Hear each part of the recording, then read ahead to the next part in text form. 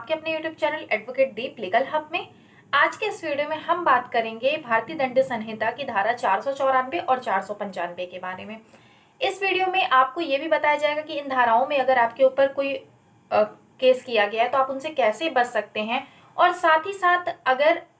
आपके पति या पत्नी ने अपने जीवन काल में, जब आपकी शादी अभी है, मतलब कि अभी तक आपके बीच में ना ही डाइवोर्स हुआ और ना ही आपके पति या पत्नी में से किसी की भी डेथ हुई है, और उसी बीच में अगर दूसरी शादी कर ली है, या किसी ऐसे व्यक्ति ने आपके साथ शादी की है जो कि पहले से मैरिड है और उसने ये बात आपसे छिपाई है और छिपा करके आपसे मैरिज फिर से कर ली है, तो इन सब में आपके पास किस तरह के आपके पास राइट्स हैं, कौन सी धारा लगती है, इन धारा में कितनी सजा का प्रावधान है, और अगर इन धाराओं के अंतर्गत आपके ऊपर कोई झूठा केस हो जाता है या आपके ऊपर केस हो जाता है तो आप इनसे कैसे बच सकते हैं, इसके बारे में आज के इस वीडियो में आपको पूरी जानकारी दी जाएगी। ये किसी सब्सक्राइबर का ही ये क्वेश्चन था कि उन्हें पूरी डिटेल में वीडियो चाहिए थी 494 के बारे में, और आज के समय में इस तरह के जो ऑफेंस होते हैं वो बहुत ज़्यादा होते हैं, क्योंकि इसका मेन रीज़न एक और होता है कि कभी कभी हस्बैंड और वाइफ जो कि लीगली जो मैरिड होते हैं उनके बीच में कुछ केसेस चलते रहते हैं और वो केस बहुत ही लंबे चलने लगते हैं। अब उनमें कोई भी किसी भी तरह का कोई फाइनल डिसीजन नहीं आया हुआ होता है, इसी बीच में उनका कहीं अफेयर चलने लगता है या उनका किसी और से उनकी रिलेशनशिप हो जाती है और वो दोनों मैरिज कर लेते हैं। तो ये चीज़ें आज के टाइम में बहुत ही कॉमन हो चुकी हैं। अब इसके बारे में आपको पूरी जानकारी का होना बहुत ही ज़रूरी होता है। आज का पूरा वीडियो आपको इसी से संबंधित मिलेगा।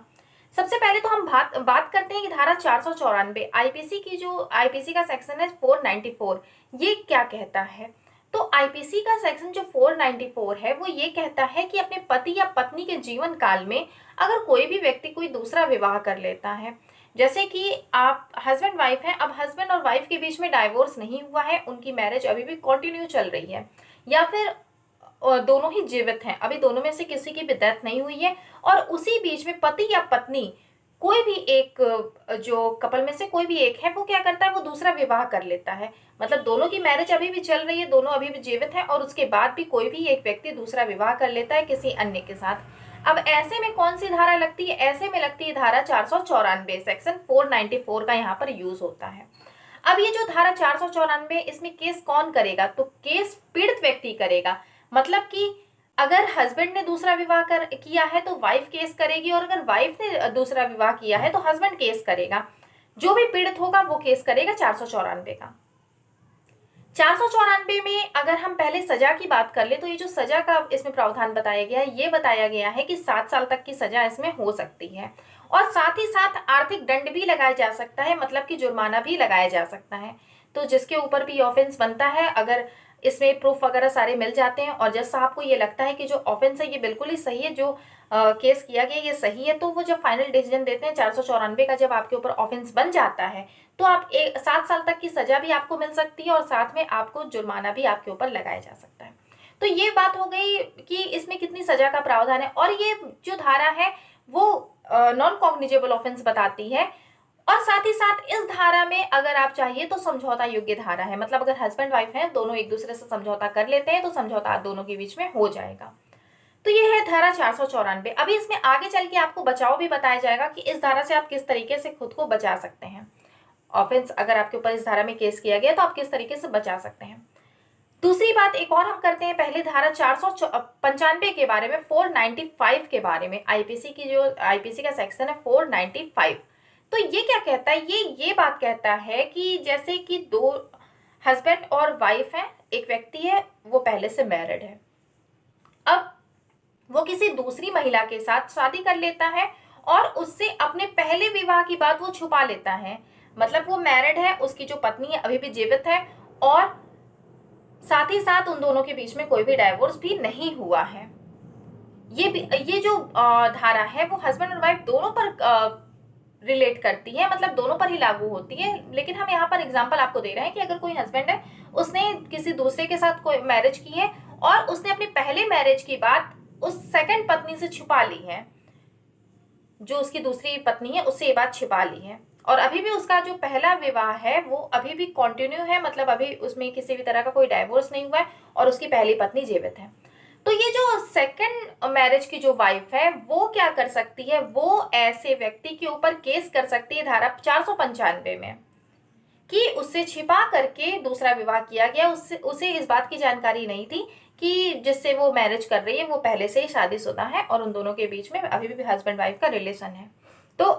ऐसी स्थिति में कौन सी धारा लगती, ऐसी स्थिति में लगती धारा 495। और इसमें सजा का जो प्रावधान है वो बताया गया है कि 10 साल तक की सजा हो सकती है और साथ ही में इसमें भी आर्थिक दंड का प्रावधान किया गया है, मतलब कि आर्थिक दंड इसमें भी, जुर्माना इसमें भी लगाया जा सकता है। तो ये बात हो गई धारा 494 और 495 के बारे में। 494 कौन करेगा, तो जो पहली पत्नी है या पहला पति है वही करेगा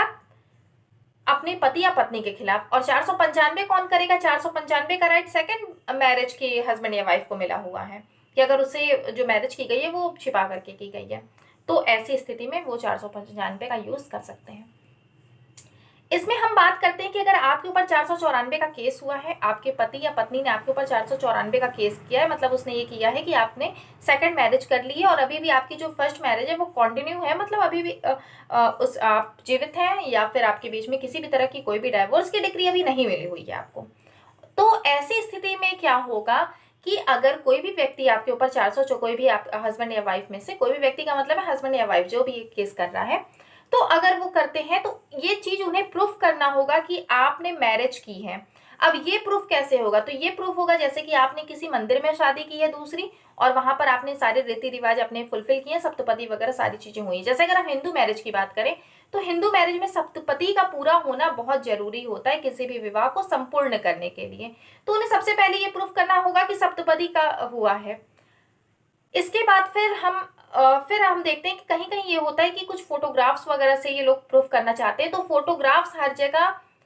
मान्य नहीं होती हैं। इसलिए नहीं होती क्योंकि फोटोज की अगर हम बात करते हैं तो फोटोज को आजकल बहुत तरीके से एडिटिंग वगैरह करके भी उन्हें दिखाया जा सकता है, तो ये एक अच्छा प्रूफ नहीं माना जाता है इस तरह की चीजों को प्रूफ करने के लिए। हाँ, लेकिन गवाह, जैसे कि आपने जब मैरिज की है, आपने जो सेकंड मैरिज की है उसमें कुछ लोग अगर हैं आपके साथ, अब उनमें से अगर कोई आपके खिलाफ गवाही दे देता है, उनमें से कोई अगर इस बात का को मंजूरी देता है कि हाँ आपने मैरिज की है और आपकी जो मैरिज हो रही थी उस समय वो वहां पर उपस्थित थे, सारे नियम कानून जितने भी रीति रिवाज हैं उन सबको फुलफिल करते हुए मंदिर में शादी की गई है या फिर जहां भी शादी की गई है उसका पूरा वर्णन वो वहां पर गवाह के रूप में करते हैं, तो वो आपके केस में एक सफिशिएंट गवाह माने जा सकते हैं। और इसके बेस पर भी कभी कभी हम देखते हैं कि कुछ डिसीजन कोर्ट दे देती है।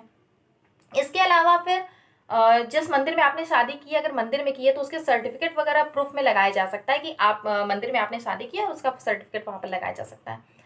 अगर आपने पूरे रीति रिवाज के साथ, जैसे मैरिज होती है बहुत धूमधाम के साथ होती है और आपने सेकंड मैरिज उस तरीके से की है, तो बहुत सारे ऐसे प्रूफ होते हैं जो कि मिल सकते हैं। तो इन सारे प्रूफ को लाने की जिम्मेदारी किसकी होती है, जिसने कि आपके ऊपर 494 का केस किया हुआ है। जैसे आपके हस्बैंड या वाइफ ने जिसने भी केस किया है 494 का, तो उन्हें इस बात को प्रूफ करना पड़ेगा कि आपकी मैरिज हुई है। केवल अगर दो लोग हैं वो दोनों एक दूसरे के साथ रहते हैं तो उसे मैरिज नहीं माना जा सकता, उसे हम क्या मानेंगे, उसे हम मानेंगे लिव इन रिलेशनशिप, उसे हम लिव इन रिलेशनशिप मानेंगे। तो यहाँ पर आपके ऊपर 494 का अपराध नहीं, ऑफेंस आपके ऊपर नहीं बनता है, चार्ज आपके ऊपर वहां पर नहीं बन पाएगा, क्योंकि आपने क्या किया, आप एक दूसरे के साथ केवल रहते हैं, आपने मैरिज नहीं की है, तो 494 का ऑफेंस आपने नहीं किया है। लेकिन अगर जिसने आपके ऊपर ये आरोप लगाया है और वो इस बात को प्रूफ कर देता है तो आपके ऊपर 494 का चार्ज बन सकता है। कई केसेस ऐसे होते हैं जिनमें हम देखते हैं कि 494 का सेक्शन लगे होते हैं और जब केस चलता रहता है तो केस चलता ही जाता है, लेकिन जो अपोजिट पार्टी ये प्रूफ नहीं कर पाती है कि आपकी दूसरी मैरिज हुई है, और ऐसी स्थिति में आपके ऊपर 494 का अपराध नहीं बनता है। तो जब भी कोई भी आपके ऊपर चार्ज लगते हैं तो जो चार्ज होते हैं आपके ऊपर, अगर किसी ने आरोप लगाया तो उसको प्रूफ करने की जिम्मेदारी भी उस व्यक्ति के ऊपर है, वो उसे प्रूफ करेगा। और आपको क्या करना है, आपको डिनाई करना है इस बात को कि नहीं, ये जो भी आरोप लगे हैं वो गलत लगे हैं और आप इस तरह का आपने कोई भी अपराध नहीं किया। तो आपको डिनाई करना है और अगले अपोजिट जो पार्टी उसे क्या करना है, उसे इस बात को प्रूफ करना है, इसे सिद्ध करना है, साबित करना है कि आपके ऊपर ऐसे अपराध बनते हैं। एक इसमें और चीज आती है कि क्या मुस्लिम पुरुष के ऊपर 494 का अपराध बनता है और 494 जो धारा है वो लग सकती है। तो 494 की जो धारा है वो मुस्लिम पुरुष के ऊपर नहीं लग सकती, क्योंकि कोई जो मुस्लिम पुरुष है वो मुस्लिम लॉ बोर्ड के मुताबिक अगर हम देखें तो उसमें ये बात कही गई है कि कोई भी मुस्लिम पुरुष 2 से 3 शादियां कर सकता है। लेकिन इसमें एक कंडीशन ये लगाई गई है कि उसे अपनी जैसे अगर वो सेकंड मैरिज कर रहा है तो उसको अपनी फर्स्ट वाइफ को भी वो सारी सुख सुविधाएं देनी होंगी जो कि वो सेकंड वाइफ को अपनी देता है। या अगर वो थर्ड मैरिज करता है तो उसको उन दोनों को भी, जो पहले की उसकी पत्नियां, उनको भी वो सारी सुख सुविधाएं देनी होंगी। उसी तरीके से उनको भी बराबर का हक देना होगा। तो जब भी मुस्लिम, अगर हम विवाह की बात करें, हम मुस्लिम पुरुष के विवाह की बात करें, तो एक मुस्लिम पुरुष 2 से 3 शादियां करने के लिए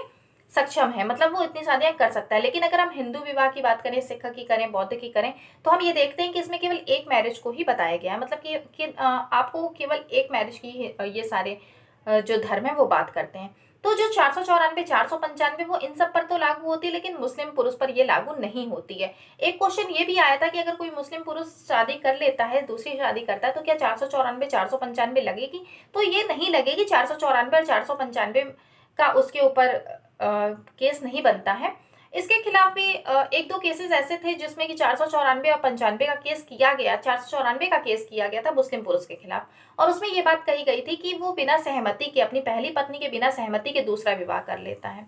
तो इसमें अभी तक कोई भी फाइनल डिसीजन नहीं आ पाया है, लेकिन कोर्ट ने ये जरूर कहा है कि मुस्लिम पुरुष सक्षम है दूसरा विवाह करने के लिए। कंडीशन केवल ये होती है कि उसको अपनी पहली पत्नी को भी वो सारी हक देने होते हैं जो कि अपनी सेकंड वाइफ को दे रहा है। लेकिन इसमें कहीं भी ये बात नहीं कही गई है कि उसे अपनी पहली पत्नी से सहमति लेनी होगी। तो कंसेंट की बात कहीं नहीं करता है मुस्लिम लॉ, लेकिन हक की बात जरूर करता है कि अगर वो दूसरी शादी कर रहा है, तीसरी शादी कर रहा है, तो उसे वही हक अपनी दूसरी और तीसरी पत्नी को भी देने हैं, पहली और दूसरी पत्नी को भी देने जो तीसरी को देता है। मतलब सबको एक बराबर हक देना होगा, उसके बाद ही वो ऐसी शादियां कर सकता है। लेकिन हमारे हिंदू लॉ में, हिंदू मैरिज एक्ट में केवल एक शादी की बात की गई है। अगर वो दूसरी अगर कोई शादी करता है, हस्बैंड या वाइफ है और उनकी अभी पहली शादी अभी कंटिन्यू है और उसके रहते हुए अगर वो दूसरी शादी करते हैं, तो उनके ऊपर धारा 494 के तहत ऑफेंस बनता है। लेकिन अगर ये आपके ऊपर किसी ने चार्ज लगाया हुआ है इस तरह का 494 का, तो ये सिद्ध करने का भार भी उसी व्यक्ति के ऊपर होगा जिसने कि आपके ऊपर ऐसा केस किया हुआ है। तो अगर आपके ऊपर ऐसे ऑफेंस लगे हुए हैं, आपके ऊपर ऐसे चार्जेस लगे हुए हैं आपके, तो आपको इससे डरने की जरूरत नहीं, क्योंकि जब तक आपके अपोजिट पार्टी के पास इस तरह का कोई भी प्रूफ नहीं होगा तब तक वो ये साबित नहीं कर पाएगी कि आपने दूसरी शादी की हुई है। तो आपके ऊपर इस तरह का कोई भी चार्ज नहीं बन पाएगा अगर उनके पास प्रूफ नहीं है। तो इससे बचाव का बहुत सारा तरीका है। अगर आपके ऊपर ऐसे कोई भी केस लगे हैं तो आप चाहें तो आप बात कर सकते हैं। नीचे कमेंट बॉक्स में नंबर दिया गया है, आप उस पर मैसेज करके अपना अपॉइंटमेंट बुक करा लीजिए। उसके लिए कुछ चार्जेस हैं, फीस आपको देनी होंगी, और उसके बाद आप बात कर सकते हैं। इससे किस तरह से आप बच सकते हैं वो उसके बारे में आपको पूरी जानकारी कॉल पर दी जा सकती है। वीडियो को पूरा देखने के लिए बहुत बहुत धन्यवाद। अगर आपको दूसरे टॉपिक पर कोई भी वीडियो चाहिए तो आप कमेंट बॉक्स में बताइए, और आपका अगर इससे संबंधित कोई भी ऐसा क्वेश्चन है जिसका जवाब कमेंट में दिया जा सकता है तो आप उसे भी कर सकते हैं। धन्यवाद।